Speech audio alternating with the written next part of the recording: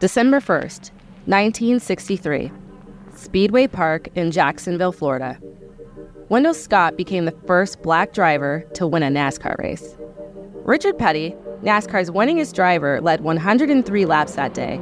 He looked to be well on his way to notching another victory, but a steering issue ended his day, and he began to fade late. Wendell took the lead with 25 to go. As he bounced his number 34 car through the dirt and ruts of Turn 4 on the final lap, set to take the checkers, nothing. One more time around the old rickety dirt track. Again, nothing. The next time by, the checkers waved, but Buck Baker was declared the winner. Back then, scoring was done by hand, and at a half-mile dirt track like Jacksonville, things can get hectic without the benefit of electronic scoring. Only 10 of the 22 cars that started the race were still running at the end, and 4 of those were at least 15 laps down. In the pits, after the race, Wendell Scott walked up to Buck Baker and said, "Mr. Buck, you can kiss that beauty queen, but that trophy is mine. I won the race." After the stewards checked and rechecked their scorecards, it was found that Wendell had been shorted 2 laps, and he ran 202 of the scheduled 200. He was declared the winner 2 hours later. You're listening to Driving Change, a celebration of 20 years of NASCAR's drive for diversity. I'm your host, Crystal Clay. For Wendell Scott, that was his lone win in NASCAR, but the seed had been planted, as his son Franklin Scott recalled in 2018 to NASCAR.com's Jonathan Merriman. 58 Speedway, this is kind of ground zero from your dad's story, racing here back in the day. So what's it like being back here and seeing this place? That's a big part of it. I mean, the fact that my father won the first race that was run here, Dad, he used to wear them out, man. He was just, he had skills. He just didn't believe that anything wasn't obtainable if you were willing to work hard. I remember when we would come to the race, a lot of the African Americans, they would come to watch Wendell Scott. This was the section that we had to sit in, even my family. My mother and I was 10, 11 years old, and that's where we sit right by those pine trees. That was the section that we sit in. And just like every other track, across the South, there was always a section that blacks sit in. Now you go to the race, you don't have that problem. You sit where you want to sit. We have some things that we still need to work on, of course, in this country, but we certainly have come a long ways from where we were. Life has a mysterious things we don't understand happen, and a lot of times the foundations are laid either spiritually or mentally that come to fulfillment, just like the foundation. We've come, a long ways. In NASCAR, they're making an effort for inclusion and diversity, and that makes my heart glad. When NASCAR's Drive for Diversity program was started in 2004, its mission was to create an inclusive environment in all facets of the NASCAR industry. Knowing that if NASCAR looked and reflected like America as a whole, the sport and community would be stronger. It wasn't an easy task. NASCAR is inherently a difficult sport to break into, with multiple barriers to entry. Even if you don't have to consider the diverse backgrounds and experience that drivers, crew members, and industry professionals come from. When we spoke with Mike Helton, he reflected on how far the sport has come since the days of Wendell Scott and Louise Smith racing on short tracks around the country, and how NASCAR saw the barriers that lay in the road ahead. They made their efforts not completely by themselves, but mainly on their own, and it was difficult. I look at it and say that's remarkable that they did what they did when they did it. You fast forward, and now you've got a lot of different responsibilities as a professional sport organization. We believed it was on NASCAR to help give opportunities to people that wanted to get in the sport that didn't have avenues to do it on their own. You've got playgrounds, you've got elementary schools, you've got high schools that have basketball hoops, you got baseball fields, football fields, and you can even have a pickup game in a street of an urban area or a rural country road. NASCAR is a little more complicated than that, and I think we realized that in order for us to reach that, we had to work more at it. It's tough to get the right equipment and the right synergy around the program inside the garage area and on pit road and on the racetrack. And then it's also, you have to manage through the different organizations or different individuals who looked at it as an opportunity maybe more for them than it was for the effort itself. And so as we grew and got more mature and understood all of that, that led us just to be better at what we were doing. There can't be progression without a bit of roadblocks here or there. Phil Horton, the Director of Athletic Performance at Rev Racing, has been with the program since close to the beginning. Helping coach and develop the young, aspiring talent, he quickly found himself and his athletes struggling to perform when it really mattered. When Phil came into the sport in the late 90s, he knew he would have to draw upon his experience as a strength and conditioning coach in the NBA to make an impact. I believed in my philosophy, I believed in what I was saying, and then of course when given the chance to put it into motion, it was successful, but there's always pushback, and that's never going to change. You know, coming from where I came from and being a fan since I was 10, I probably knew more about the sport than most of the individuals that I ran into. I was a racer, and I think they come to realize that, to respect it and understand it. You know, that's kind of the way it is today. From a standpoint of working with the mechanics, you know, getting them to, first of all, to believe in me, not being in racing. I think, you know, being a African American, you know, talking about racing, trying to help them with racing. Those are real obstacles there, and it was just winning them over, you know, back in '98 that I could actually help them. I think one of the things that helped the most, I was coming from the NBA. I had worked with some of the best athletes in the world, and they respected that. And it was just a matter of them understanding what my philosophy was and things that I wanted them to do and have them perform. But, you know, working with the Rainbow Warriors that had left and, of course, went to Dale Jarrett, you know, they taught me what they wanted to do, and I taught them how I felt that it needed to be done. And a philosophy was born, and I took that all throughout the sport.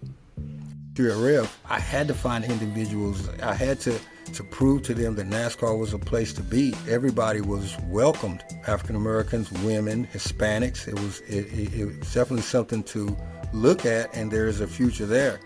It's instilling that philosophy not only on how to do pit stops or how to drive a car or how to make all that work. It's understanding that as a family, as a NASCAR family, this is what we have, this is what we're about, this is what we expect, and you're going to have to compete, you know, no matter what color you are, no matter male or female, if that's what you're trying to do. And I think a lot of times the other parts of it, the racial part of it, tends to push itself to the forefront, but it's really about competition for jobs. Chris Justice was one of many pit crew members who came through the program and made a career in NASCAR. The current Stewart-Haas Racing IT specialist explains what it was like to be among some of the first through the program and how teams and fans reacted in the early stages. He also shared how breaking the norm was still isolating at first, but it just takes a small movement to set off a chain reaction. Well, it's all about growth. I didn't think I was going to make it past year 3. You know, in the beginning, the road was bumpy. You didn't have a lot of diversity or minorities come before me to pave the way. So it was a learning curve for not only me, but for the industry. So those days were hard at times. And you get to the point where you land in a good spot, you're on a good team, and you're winning races, and you win the crown jewel, the Daytona 500, which we all know is the Super Bowl of our sport. And it just shows your hard work, and you know you stuck through it. You gain the respect of your peers. You know, this just pays dividends to be resilient to the industry. What we brought to the table was different. You know, just exposure. We wasn't exposed to the NASCAR lifestyle. So when you bring in that urban hip hop, for me, early 2000s vibe to, you know, a pretty country environment, you're going to stand out. And not only that, just being in the program at the time was kind of taboo. They did put you on the island in the beginning because you were of the diversity program. You're one of 5 on a weekend, right? So, you know, as a minority, you're definitely outnumbered. There's not a lot of minorities at the track, right? You saw the guy that didn't play sports, that didn't go to college and play sports, right? That was doing the job that you're getting ready to do. So you had that animosity against you, as well as being a minority. It was just the mindset at the time. You had people that didn't want to work with you because you're a minority. You walk in shops and people did not want to work with you because they didn't know any better. You know, it's 2004 of a sport you wasn't president for a long time, right? So you had those. Just learning how to move and shake in the business, you know, was frustrating. There was no one before you to say, hey, this is how we need to operate. I was fortunate enough to get on a team where they took me on their wing. I learned a lot of things around the cars. You know, I was learning how to basically be a mechanic on race cars and do pit stops, where some of the diversity guys were only pit stops, right? So my path took a little different turn, which benefited in the long run. Everybody is accepting of the diversity program, not only with the, you know, pit crew guys, but with the drivers. It's more of a normal thing now. It's of the norm for guys to come through the program to compete weekly for top tier spots. It's a part of life now. Back in, 04, 05, it was definitely not a part of life. Evan Clay, carrier and fueler for Zane Smith at Trackhouse Racing, originally went to Morehouse College in Atlanta, Georgia, to play football. He was able to try out for the program during a college visit done by the program. From there, he traded his football uniform for a fire suit. He talks about how he can lean on his teammates as he advances and works on his craft. I will say the difference between like NASCAR and football is like it's a lot of emotion involved, a lot of aggression, a lot of contact, like a lot of it's very high intensity. But when you come into NASCAR as a professional, you have to carry yourself as such because you're your own body of work. Like you are your boss, and you have to sell yourself to these teams and convince them that you'll be able to handle pressure and handle like a high intensity work environment while still keeping your composure and not letting things fall off the rails when things don't go your way. Personally, on the 71 car, I have a 45-year-old changer who's been doing this for 20 years. And whenever I'm confused or I'm frustrated about something, I can always go to him and be like, hey man, I know you've been here before. How did you handle this? Because he's somebody that looks like me, and I can rely on his advice because he knows how to navigate through a sport that's so intentional and very, itself. Systemic barriers and unequal access to opportunities further exacerbate the challenges faced by inclusion and diversity. Many marginalized groups experience limited access to education and employment. Members of this program who have gone on to have careers in NASCAR give a lot of credit to where they are because of the Drive for Diversity program. Like Kenyatta Houston, also known as Cap, tire changer for Trackhouse Racing, explains how the sport has evolved to include and support minorities in the industry. Never been to a race. A lot of teams being based in Mooresville, North Carolina, always knew about it. Just never knew how it worked. Never knew that there was opportunities on some of these teams, and I just thought mechanics just built cars and you just went out and raced. I never knew about opportunities to pit race cars. I had dreads down my back, my skin color, and it never felt like a fit in, but there's a lot of people that welcomed me and made me feel comfortable to be in the sport. D4D program is one of those programs and NASCAR initiatives to help change the whole dynamic of the sport. It wasn't just to go grab people to come in. It's pretty much give an opportunity where I think a lot of the opportunities were missing. I think with me having a football background and some recruiters came out, just sharing the opportunity and gave the invitation. Then I was like, oh, okay, so I can change tires for a living. It took me like 3 years to really be good enough to be on a cup car and changing tires. Now the turnaround is quicker. You probably expected just a season to be ready, and that's the only way you're gonna make a career out of it. You have to really figure it out how to be successful as a pit crew member. There has been a significant change up and down pit road in all series, and you can really walk down and tell that the whole look of the garage and NASCAR has really benefited from the D4D program. And not only people coming through the program, but when you hear, you're an inspiration to a lot of people. So you're just a living part of it. And whether they come through the program or not, some people are inspired by just seeing you there and like, oh, I can do this, and they'll find their way in that way. Nick Sanchez is a current NASCAR Craftsman Truck Series driver who is driving the number 2 for Rev Racing. Sanchez is a living, breathing example that this program grants opportunities to talented individuals who work hard.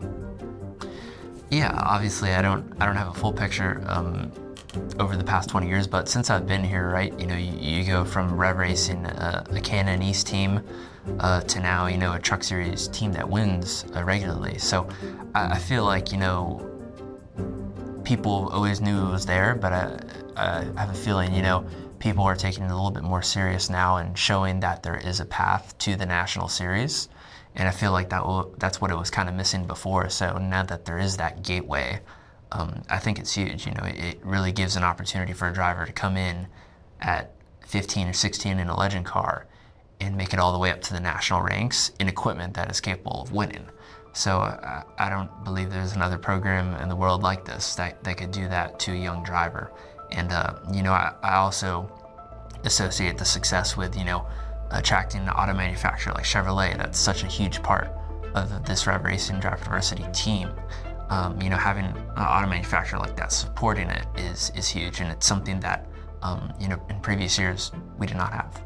Challenges aren't what you always see on the surface. Sometimes priorities don't align with the dream.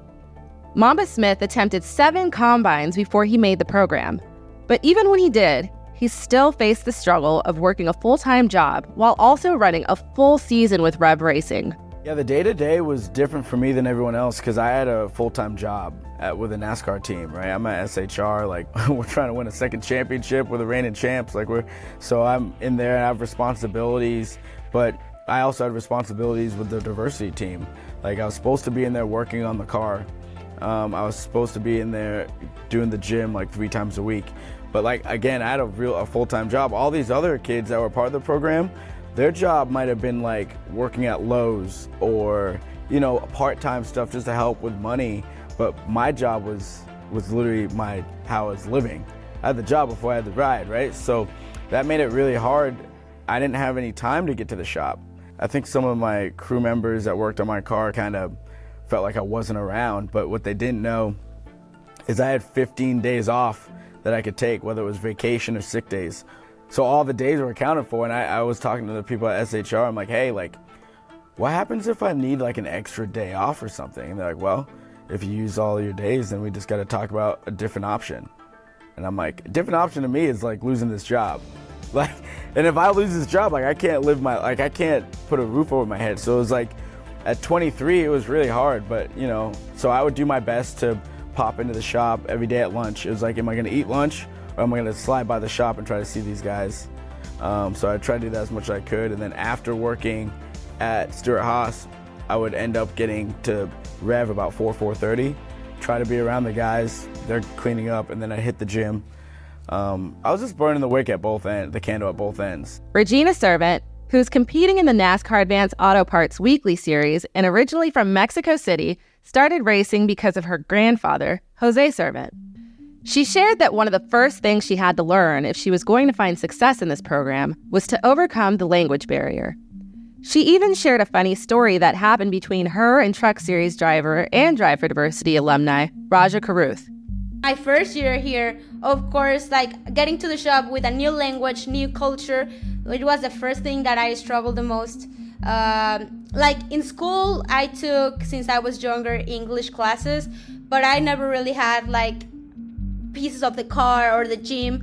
I remember my very first experience, or even culture, in Mexico, when we meet someone, we hug them, we give them a kiss. And I remember I got to the shop and I was like, hi, nice to meet you, and hug everyone. And it looked like I paused everyone. They would just freeze. And I was like, oh, sorry. And then start shaking their hands. I did understand most of the things that people were saying to me on a conversation basis. Since I was younger, I started in a bilingual school, so a lot of my subjects were English too. So that helped a lot. Because it was not English class, it was science and reading comprehension and different classes that we were supposed to take in Spanish, we were having them in English. So in that part, I kind of learned how to have a conversation, but those words that I'm telling you, the words in the gym, the words in the shop, or even the different accents, like one of my teammates is from New Jersey, and one of my teammates right now is from Georgia, and they speak so different, and they have different words. I remember, Raja. My first year with Raja, I don't remember what I told him, but he told me cool beans, and I was like, cool beans? Like, if I translate it literally, so sometimes my problem is that I translate everything like literally, like cool and beans, like eating beans or something. So I was like, oh, what do you mean by that? And he's like, oh, like, okay. I was like, oh, okay, cool beans. So that has been like the part that I have struggled a little bit. And also like right now, like I have Hispanic teammates or stuff like that, and I go back to Mexico and I start speaking a lot of Spanish. So when I come back here, it's like trying to get on a pace again and again and again and again. Through these challenges, individuals have stepped up to create what really matters: community. Building a culture where teammates and competitors can turn to each other at the end of the day for help and advice. Chris Justice and Kenyatta Houston have both contributed to the supportive community and experienced this culture firsthand. You'll see guys coming in and they'll ask you questions, and, you know, I won't say role model-like-ish, but they will ask you questions of survival, and you'll give your feedback. Definitely don't hesitate to tell the young guys kind of how to move and shake. You know, your body language says a lot. Trying to be there for them mentally, and, you know, they have the physical side, right? They're phenomenal athletes already. You know, I try to provide them with the social side of it that I didn't have when I was first starting out. I think Job for Diversity program has had a big influence on how people receive the sport, receive NASCAR. You got some newer fans. They're coming in and they look up and down pit road. If they see somebody they can relate to, it makes them want to follow the sport more. And even some fans that's been fans of NASCAR for 50 years, they're also like just happy that NASCAR is very inclusive sport, because I don't think it was perceived that way, you know, many years ago. NASCAR has made significant strides in promoting diversity and inclusion within the sport, largely thanks to the Drive for Diversity program. This initiative has played a pivotal role in reshaping the landscape of NASCAR by providing opportunities for individuals from diverse backgrounds to pursue careers in racing. The program has actively sought to address the underrepresentation of minorities and women in the sport by offering a platform for talented drivers, pit crew members, and other professionals to showcase their skills and expertise. Through partnerships with top racing teams and grassroots racing organizations, the Drive for Diversity program has identified and developed emerging talent, fostering a new generation of diverse drivers who have made their mark in various NASCAR series.